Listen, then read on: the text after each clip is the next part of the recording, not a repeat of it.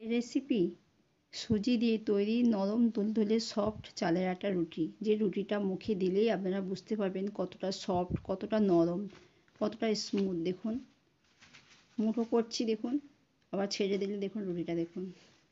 এইভাবে আপনারাও বানিয়ে নিতে পারেন। এই রুটিটা খুব স্বাস্থ্যকর, পেটের জন্য খুব উপকার। আর যদি রেসিপিটা ভালো লাগে লাইক, কমেন্ট, শেয়ার, সাবস্ক্রাইব করবেন। যে সকল নতুন বন্ধুরা চ্যানেলে এসেছেন চ্যানেলটাকে সাবস্ক্রাইব করার অনুরোধ করলাম। আমার রুটিগুলো দেখুন, প্রত্যেকটা রুটি পারফেক্ট হয়েছে দেখুন। আপনারা অবশ্যই এইভাবে একবার বানিয়ে নেবেন। আমি 2 বাটি জল দিলাম, 2 বাটি জল দিলাম। লবণ দেবো স্বাদ মতো। আমি গ্যাসের ফ্লেমটাকে জ্বালিয়ে দিয়েছি, আমার জলটা ফুটবে। আমার জলটা ফুটে গেছে দেখুন, জলটা যেন ভালোভাবে ফোটে। আমি যে বাটি মেপে 2 বাটি জল দিয়েছিলাম সেই বাটি মেপে 1 বাটি সুজি দিয়ে দিলাম। এই সময় গ্যাসের ফ্লেমটাকে আপনারা একদম লোয়েতে রাখবেন, দিয়ে অনবরত নাড়তে থাকবেন, নাহলে সুজি দলা পাকিয়ে যাবে। আমরা এইভাবে নাড়তে নাড়তে সুজিটাকে ভালো করে সেদ্ধ করে নেব আর একটা ডো তৈরি করে নেব।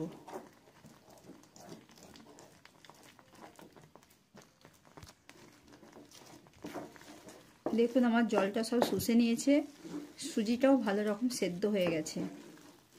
এইভাবে আপনারা নাড়তে নাড়তে একটা ডো তৈরি করে নেবেন। দেখুন আমার ডোটা কত সুন্দর পারফেক্ট হয়েছে দেখুন। এবার আমি গ্যাসের ফ্লেমটাকে বন্ধ করে দেব, এটাকে চাপা দিয়ে ঠান্ডা হওয়ার জন্য 10 মিনিট রেখে দেব। তাতে কি হবে, আমার সুজিটা আরও ভালোভাবে সেদ্ধ হয়ে যাবে। আমি চাপা দিয়ে দেব, একটা পাত্র দিয়ে ঢেকে দিলাম। ফিরে এলাম 10 মিনিট পর।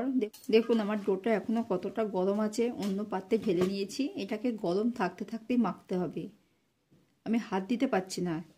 হাতটাকে জলের মধ্যে শুধু জাস্ট ভিজিয়ে নিয়েছি, এবার এটাকে ভালো করে মাখতে থাকবো। দেখুন আমার এখনও ভাব উঠছে দেখুন। এই গরম থাকতে থাকতেই আমরা এটাকে ভালো করে মাখতে থাকবো, জল দেবেন না। হাতটাকে শুধু জাস্ট জলের মধ্যে একবার এরকমভাবে ভিজিয়ে নেব। দেখুন ভিজিয়ে নিয়েছি হাতটাকে। এইভাবে ভালো করে মাখতে হবে, যত ভালোভাবে মাখবেন আপনার রুটিগুলো তত পাতলা সফট হবে। এই সুজির রুটিটা বাচ্চা থেকে বয়স্ক সবার জন্যই খুব উপকার, হজমের জন্যও খুব ভালো। আপনারা অবশ্যই একবার বাড়িতে বানিয়ে দেখবেন, খুব ভালো লাগে। এই রুটিটা পেটের জন্য খুব উপকারী।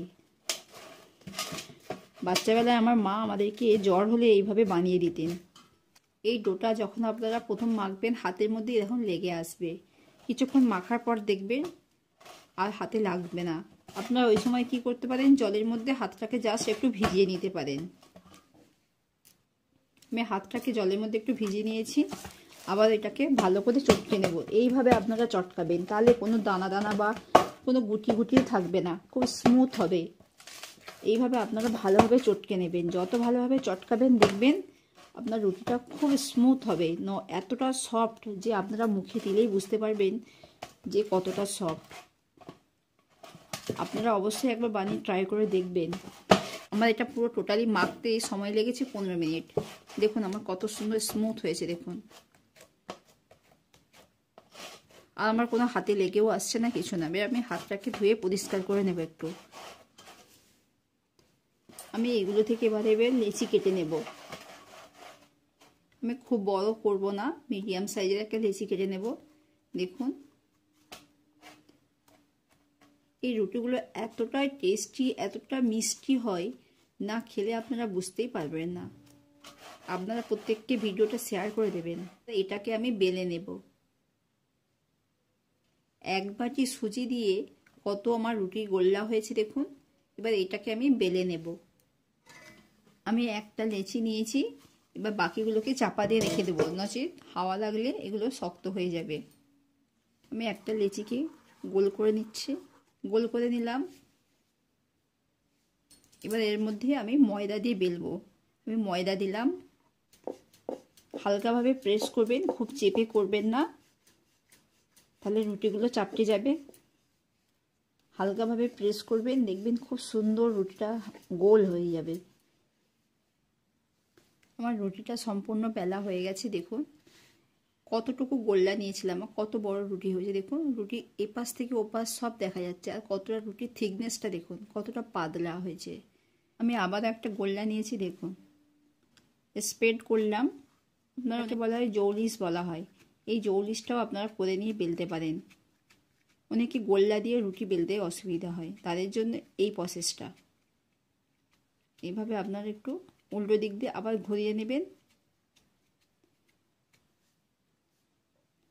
দেখুন আমি উল্টো দিকে করে নিয়েছি। এবার ধারগুলোকে এইভাবে একটু প্রেস করে দেবেন, তাহলে ধারগুলো ফেটে যাবে না।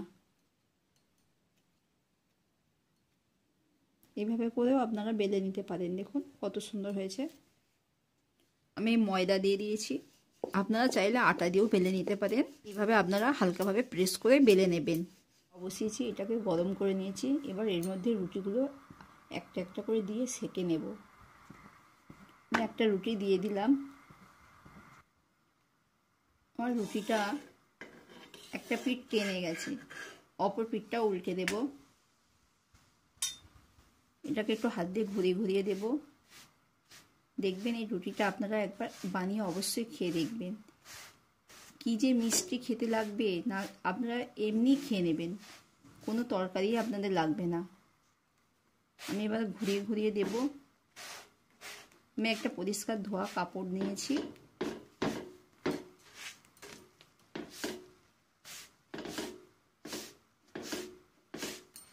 এইভাবে আপনারা বানিয়ে নেবেন। দেখুন আমার রুটিটা কত সুন্দর ফুলছে, দেখুন পুরো বলের মতো। দেখুন আমার রুটিটা হয়ে গেছে, পুরো বেলুনের মতো ফুলে গেছে। প্রত্যেকবার রুটি দেওয়ার সময় একবার তাওয়াটাকে মুছে নেবেন। আমি আবারও একটা দেখিয়ে দিলাম। দেখুন কতটুকু লেচি নিয়েছিলাম, কত বড় বড় রুটি হচ্ছে। দেখুন আমার রুটিটা নিজে দেখে নিয়ে আস্তে আস্তে ফুলে উঠছে, কত সুন্দর। দেখুন সাদা সাদা রুটি হচ্ছে। দেখুন এইভাবে আপনারা আস্তে আস্তে সেঁকে নেবেন। গ্যাসের ফ্লেমটাকে মিডিয়ামের থেকে কমিয়ে রাখবেন, তাহলে দেখবেন রুটিগুলো খুব সুন্দর হবে। আমার রুটিটা সেঁকা হয়ে গেছে, এবার তুলে নেব।